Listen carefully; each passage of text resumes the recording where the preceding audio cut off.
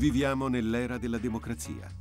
La democrazia non solo si stabilizza nell'Occidente, ma viene esportata in linea di principio oltre i suoi confini come modello credibile di governo.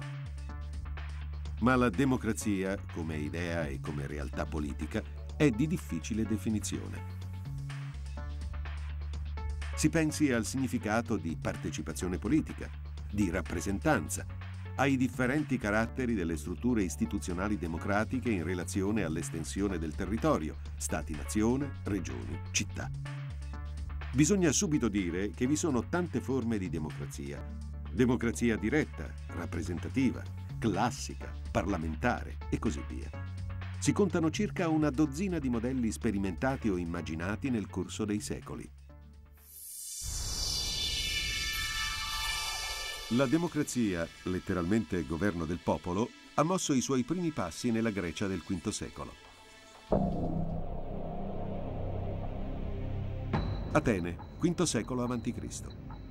Lo sviluppo della democrazia in Atene è stato una fonte fondamentale di ispirazione per il pensiero politico moderno. I suoi ideali politici, ispirati all'uguaglianza tra cittadini, libertà, rispetto della legge e la giustizia, hanno forgiato il pensiero politico occidentale.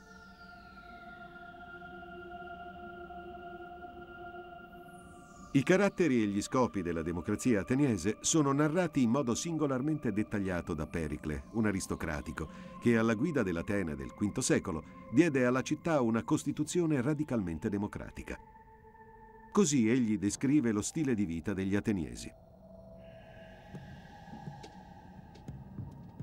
Il nome che conviene al nostro ordine politico è democrazia, governo che non sta nel pugno di pochi, ma è in mano alla cerchia più ampia di cittadini.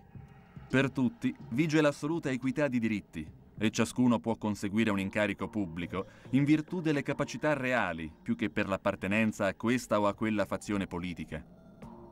Anche un cittadino povero, ma capace di operare un ufficio utile allo Stato, può curare gli affari politici.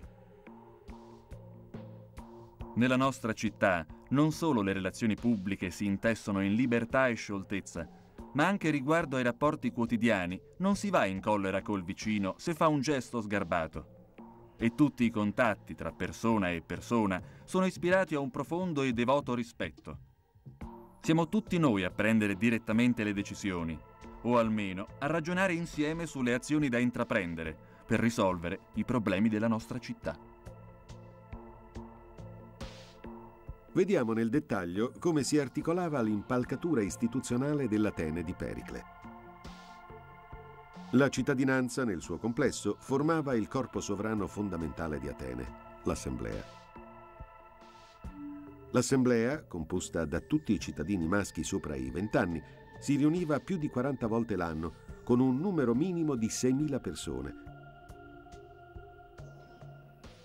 L'Assemblea era un organo troppo numeroso per preparare il proprio programma di lavoro.